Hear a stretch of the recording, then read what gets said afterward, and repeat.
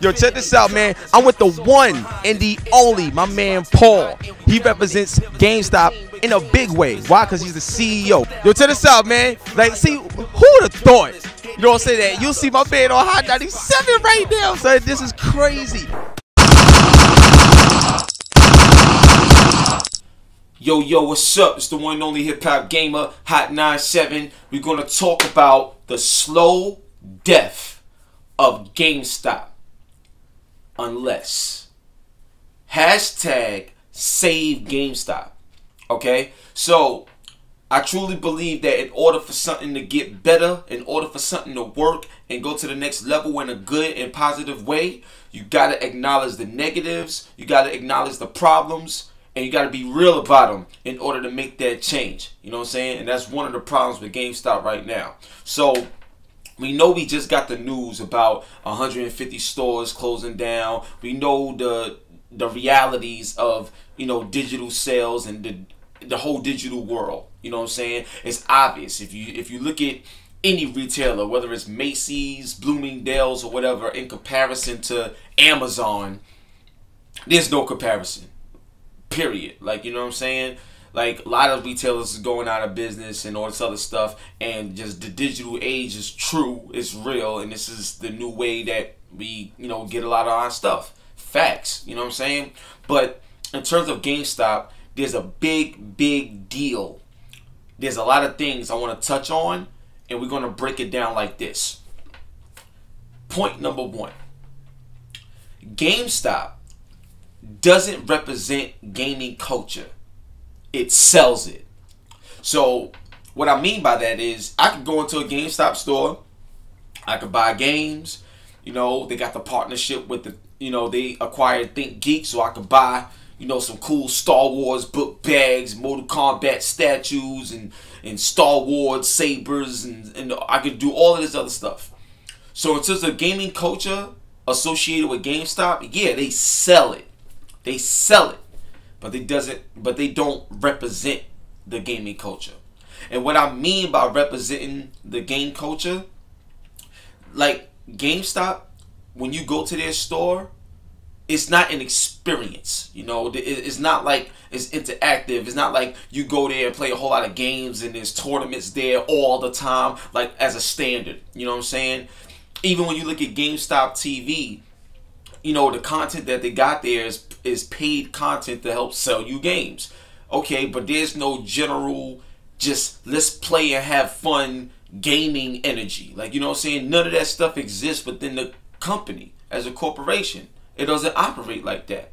You know what I'm saying? They don't represent gaming. You know, they don't have hardcore debates and talking about this. You know, you don't see them live streaming games every day that they have to sell. Like, you don't see them, you know, the people that they hire, you don't really see them talking about games every day, writing articles or doing videos. They don't embed the gaming culture at the heart to represent their company.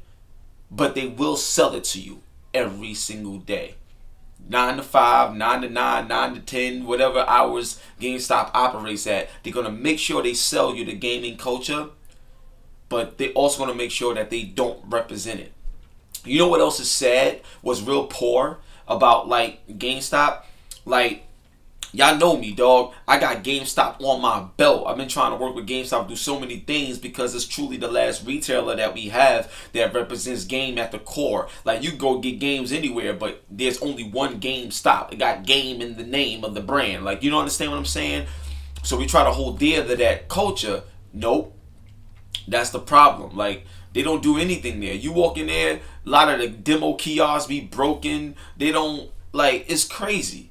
And if they ask you a question, they pretty much ask you a question on how they could help you find what you want so they can hurry up and get you to buy something and get the hell out the store. You understand what I'm saying? So that's my first issue with GameStop.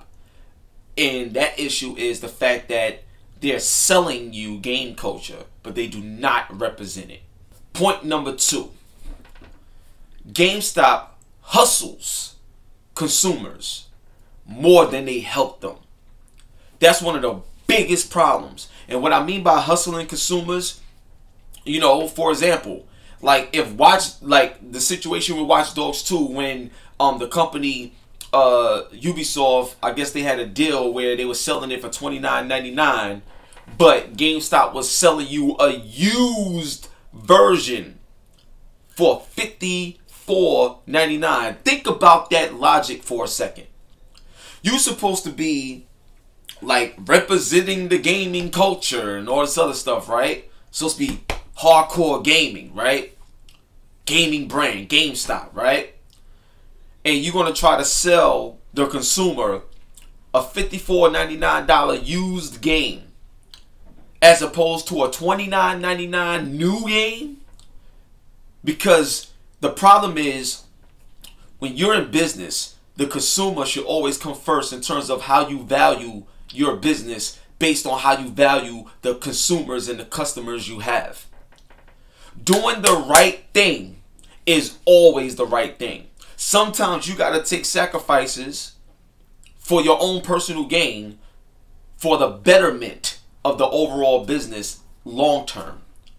Like things like that, that's hustling the customer as opposed to helping them to make sure they get the best deal or the best experience or the best information. Let's go to information. Yo, there's been times where I went to GameStop and like I literally been told lies.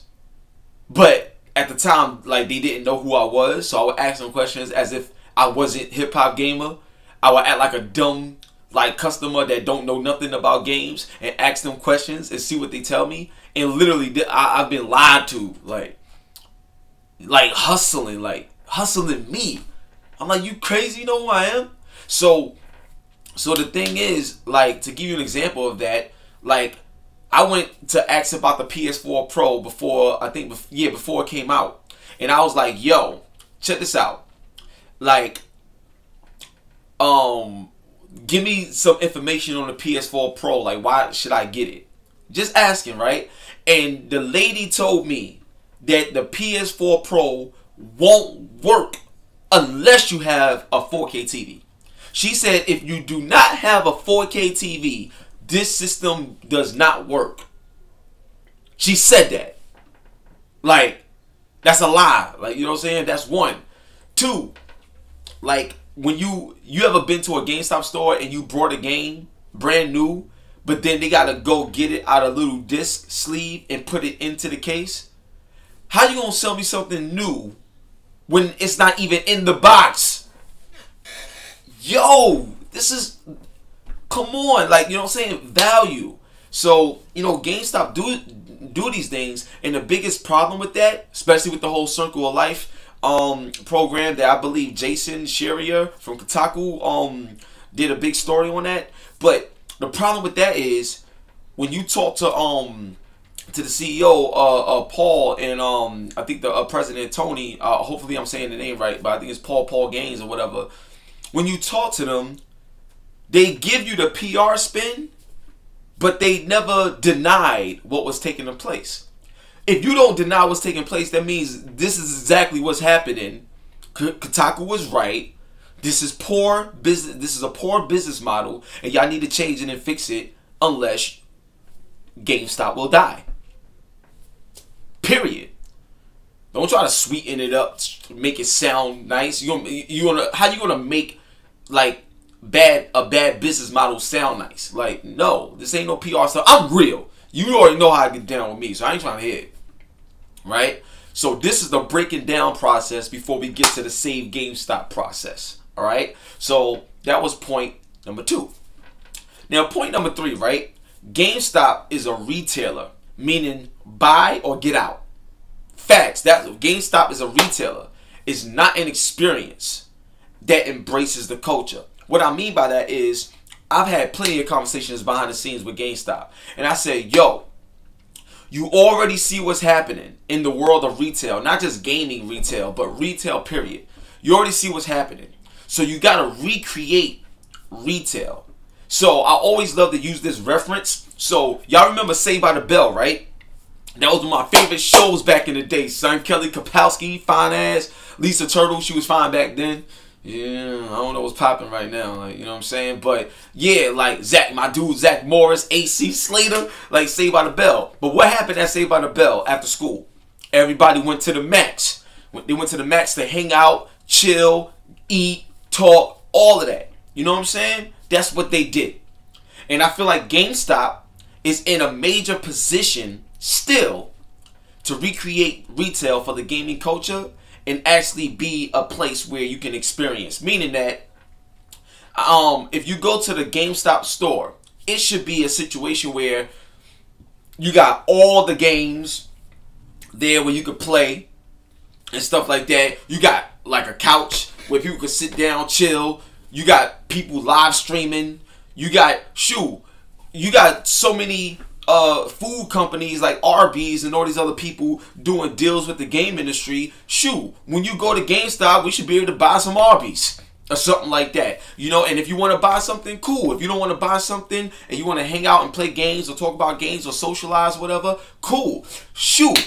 GameStop got a membership card that they give you, right? Why not create a membership where, you know, for just like how you got a gym membership, maybe for $40 a month, you could go to GameStop, play any game you want, chill, relax, hang out. It could be like a cool spot where gamers could come and chill and talk, create content, all this other stuff. Look at what YouTube does with the YouTube space and all these other things. There's so much that can be done, and they don't do it.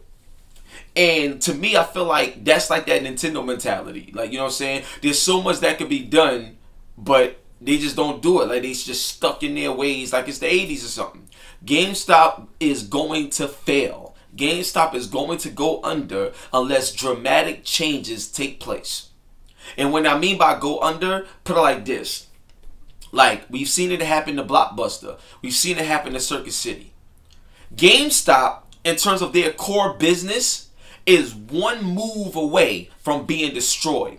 Their core business is the business of buying and selling used games. That's their core business. I believe 70% of their money is made from buy and use sales and stuff like that, right? 70% of their business is that, right? So think about it like this. And I'm telling you, this is coming. I spoke about this 2 years ago. This is coming.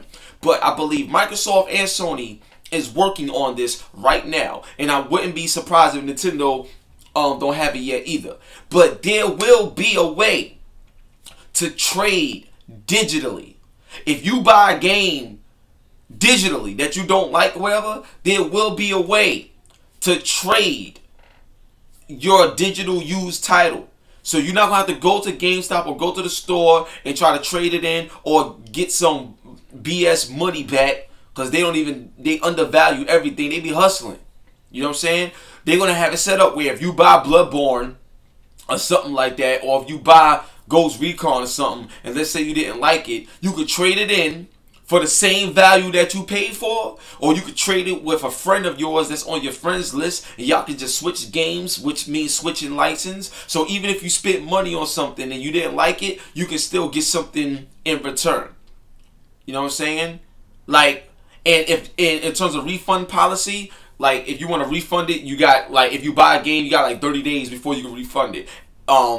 Within the 30 days, if you want to sell it back to the store, however it is, you get your money back full, because it's digital. It's not like it's new and used, scratched up like a disc. The value still maintains the same value that you purchased on the first day.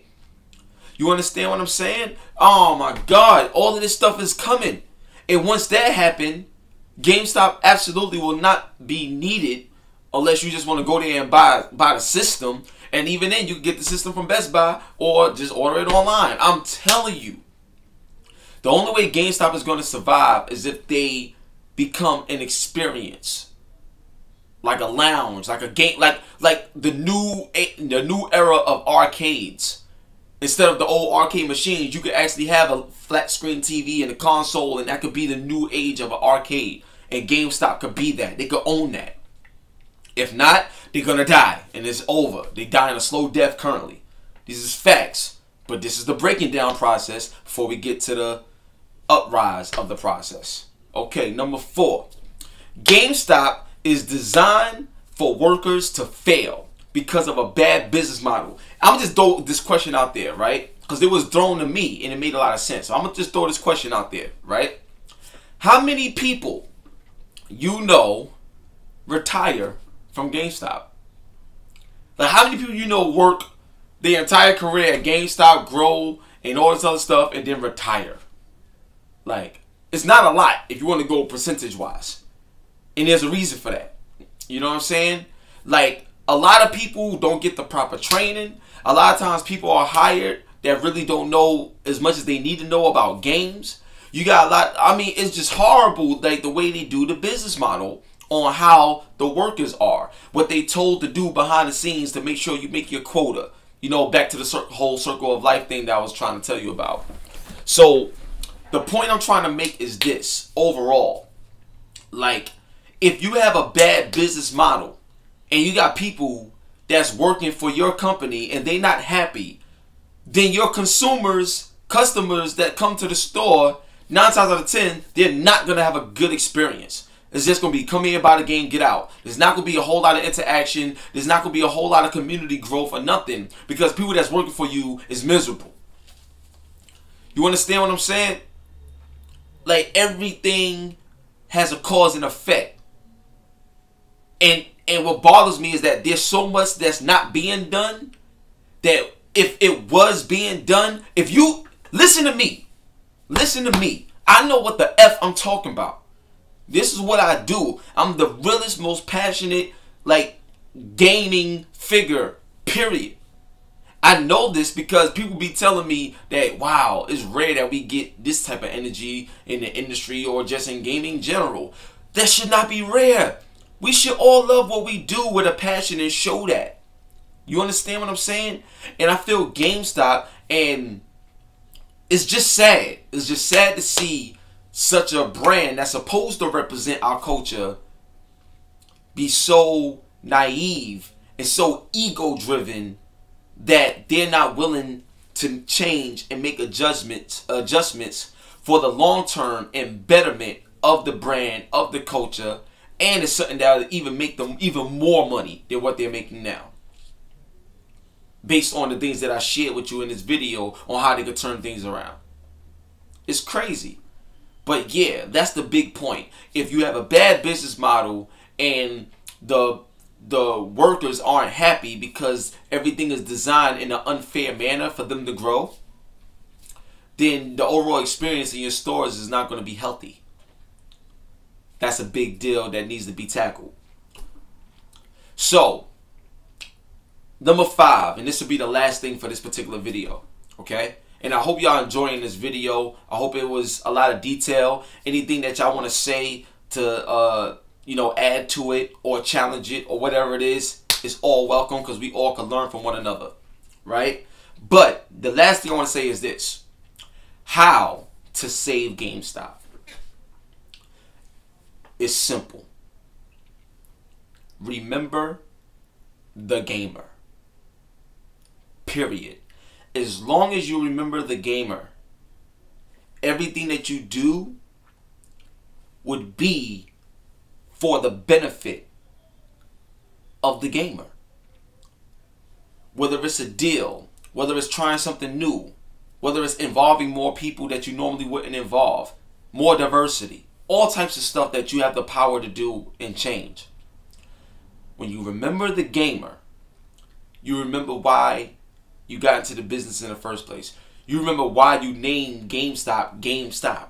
Like, you understand what I'm saying? Like, remember the gamer at heart. Utilize that heart with the business so you could get a good balance of fairness and profit. Change things. Don't stay the same. Recreate your brand. Recreate the store. Recreate the experience from retail to an experience. Gaming is an interactive experience. Gaming is the #1 form of entertainment today. Your store should reflect that. Period. Understand what I'm saying? It is not just a store. Just the brand name, period. There's so much more you can do everywhere. Physically in person or online. Either way, there's ways to do better. So, once again, how to save GameStop? remember the gamer, make the necessary changes, never lose the passion, and always do the right thing, because doing the right thing is always the right thing. That means provide the best possible value for the culture that we support. And that will make your core stronger, which will allow you to grow better and more successful. It's your boy Hip Hop Gamer. One love and God bless. Hot 97. You already know how it goes down, man. Make sure you follow me, subscribe. Let's have some fun. Thank you so much for the support. Leave your comments. What do you think? Can GameStop actually be saved? Can we make this happen? Do you think they will adjust and change? Or in the next 5 to 10 years, will GameStop end up like Circus City, Comp USA, Blockbuster, Tower Records? I could go on and on and on. Let me know what you think. It's your boy Hip Hop Gamer. I'm out. Peace.